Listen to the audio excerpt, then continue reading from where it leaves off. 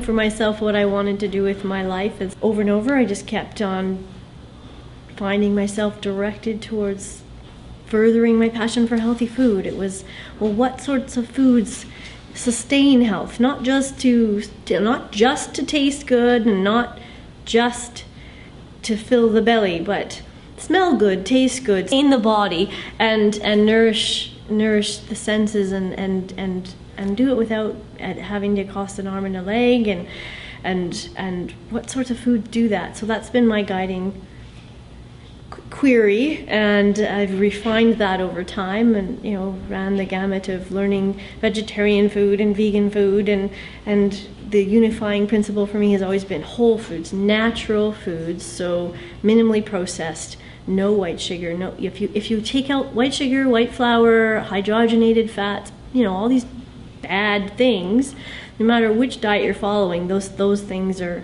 not health supporting. So I kind of held that, the whole foods principle, as a unifying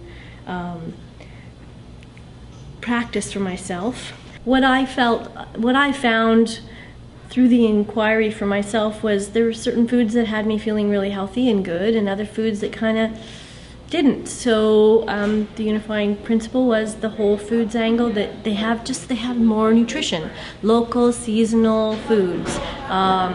There's the whole vitamins and minerals theory, like nutrients are the fresher the better, right? Then there's the unmedicated, free range meat, dairy, and eggs.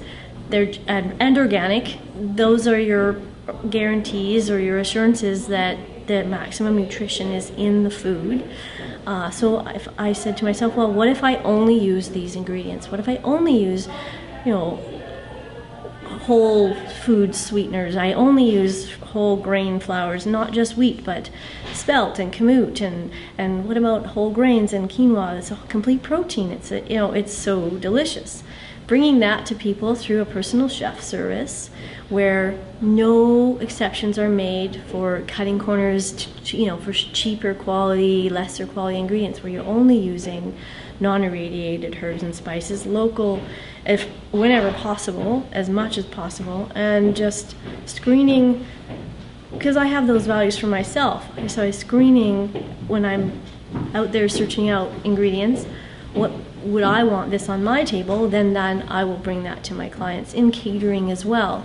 There are quite a few restaurants and caterers in Victoria that are raising the bar on quality of ingredients, and we're very blessed in Victoria. But it's even Whole Foods is being used as a description for things. When I read what's on the ingredients, I'm going, well, this isn't a whole food ingredient. White sugar, demerara. What? These are not whole foods. They're highly processed. I've